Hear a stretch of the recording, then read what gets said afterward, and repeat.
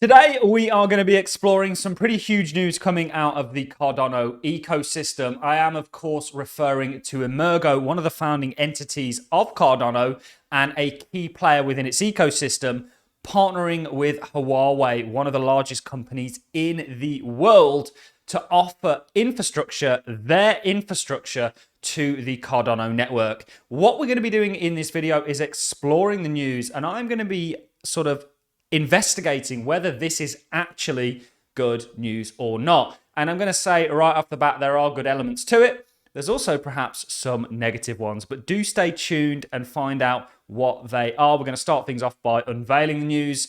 And then towards the end of the video, once we've kind of got through all of this, we will be giving a price update for Cardano. You guys know we gave a price prediction. We're going to be telling you where we are at with it. Have we been invalidated? Or are we still very much on the course? So we'll be unveiling that also. And this is going to be a great video because this, I think, is going to give people a greater insight into how Cardano's blockchain actually works and an issue potentially with it and what the solution for this may be. So this is absolutely a video not to miss. Without further ado, guys, let's dive into it all. And let's start things off with the announcement. So this is from Ada Whale, probably one of the most popular Twitter accounts as it relates to Cardano. Somebody that I've personally been following for a long time. I think he does a great job. And he tweets, this partnership will bring Huawei's cloud infrastructure into the Cardano ecosystem. And he, of course, is retweeting Emurgo, one of the founding entities of Cardano, tweet.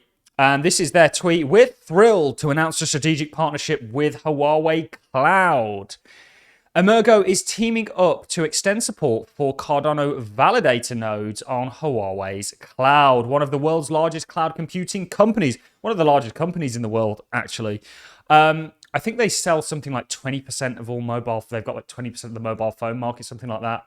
Don't quote me on that. I'm just sort of throwing that figure out. Trust me, bro. This partnership will bring Huawei's cloud infrastructure into the Cardano ecosystem and enable developers to leverage it to build innovative Web3 solutions on Cardano, ultimately driving growth and Web3 adoption across Asia Pacific and Africa. This milestone marks the first step towards a larger collaboration between Emurgo and Huawei in the future, driving the commercial adoption through validator nodes, events, and technology collaborations. So this, I must admit, is good news as a whole. But what I want to do is kind of, what I like to do on this channel is kind of act as a lens for perhaps people that may not know exactly what this means, if that makes sense. So what does this mean? What's actually happening here? And is it a good or a bad thing? Is it a good thing that the Cardano network, what runs the Cardano network, the nodes, is going to be ran on Huawei, which is a centralized system, a company, a big sort of company, if you will. We'll explore that a little bit later on. But this is the official article from Emurgo. Emurgo partners with Huawei Cloud. We've already looked into this. The what's coming later on down the line thing, and this is just the first step in the partnership thing, is interesting. I do think generally this is good, and I think it's going to further decentralize where nodes are situated and the software nodes are on and the clouds that nodes are on, further introducing Huawei and actually enabling that. And the thing is with actually becoming a cloud partner is they do have it's not like Huawei, I think, have specifically sought Emurgo and Cardano out. I think it's the other way around. Likely Emurgo have asked to join Huawei's cloud partner network. And this is how this has all came about. So just to kind of throw that in there. And what I really want to do is actually talk to you guys about what this actually means. So Cardano runs on something called Ouroboros. It's one of the reasons I'm such a fan of Cardano. I think it's one of the best proof of stake mechanisms. In fact, I think it is the best proof of stake. I'm going to say it is the best proof of stake mechanism that there is.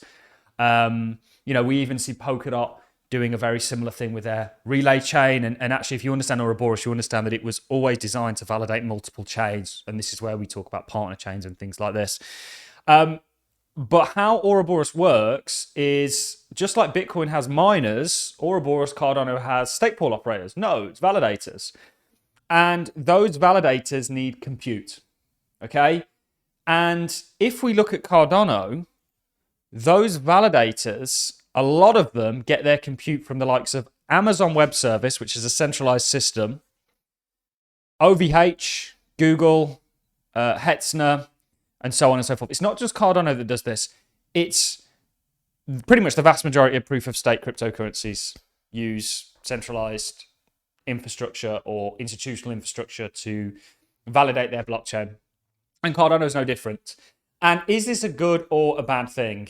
Well, in my opinion, Cardano is sufficiently decentralized.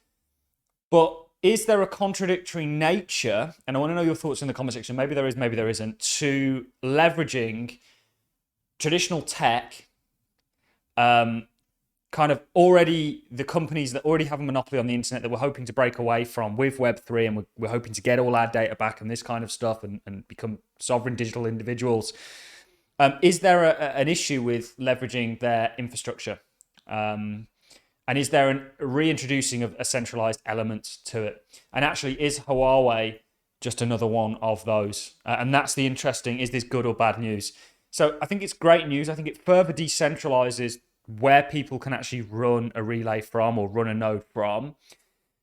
But it further decentralizes on centralized systems that, if that makes sense.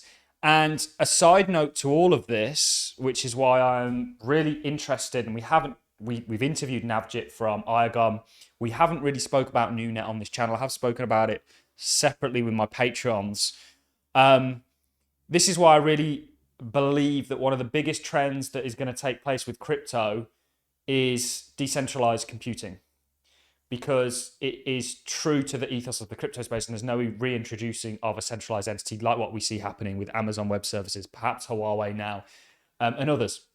I don't think generally it's a great thing that 20% of all nodes run on Amazon Web Services. What happens if there was an issue with that, or Amazon Web Services perhaps came out and said, we don't want to, due to regulatory issues or whatever it is, facilitate that, we're just going to cut them all off. You know, your network gets hit by 20%. And I think Cardano would handle that. We've seen outages of nodes before really well. But generally, I this is a trend I want to see us move away from. So is the introduction of Huawei allowing their cloud services or enabling their cloud services to help run the Cardano network a good or a bad thing?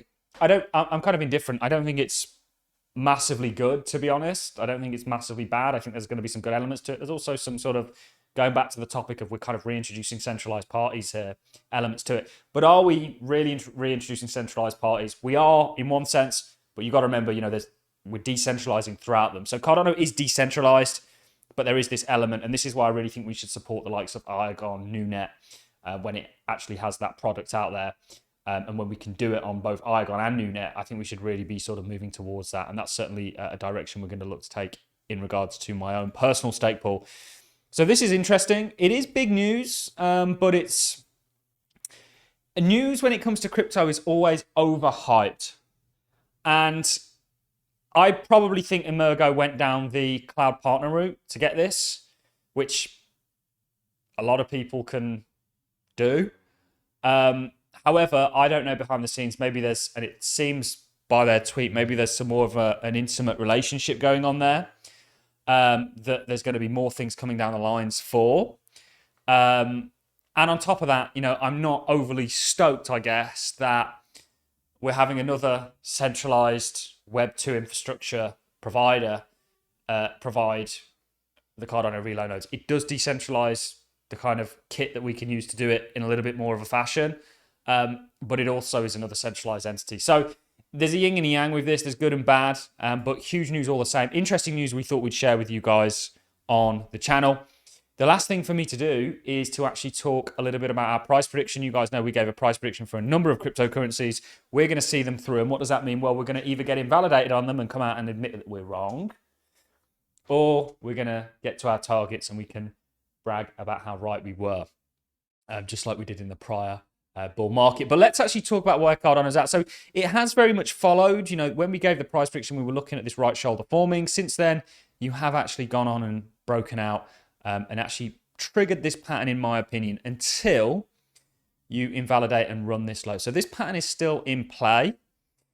With crypto, you've got to allow a little bit of nuance. It's a very volatile space. You haven't really supported on what was previous resistance that you'd expect to flip and support. You've kind of came back in.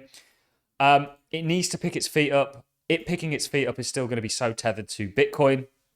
Cardano did fall out of the top 10. That's not a good sign. I have been saying for a while now, to people's disgust, that I don't think Cardano is going to be one of the best performing assets in this cryptocurrency space or this bull market. Doesn't mean I don't like it as a project. We did do a video where we actually looked at Charles Hoskinson talking about what the kind of fight here is with Cardano. It's something more going on here than just money and making money. I find myself in both that camp and believing in that, and also a speculator's camp on the markets, which is why Cardano isn't one of my largest positions. I'll go ahead and say it plain and simple, and we've said it previously.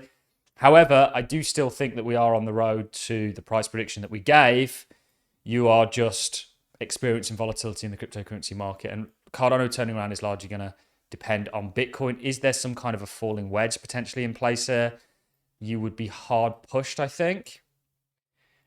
But, I mean, there is the potential, and you do have sort of three impulses here. So this could be on the cusp of turning around.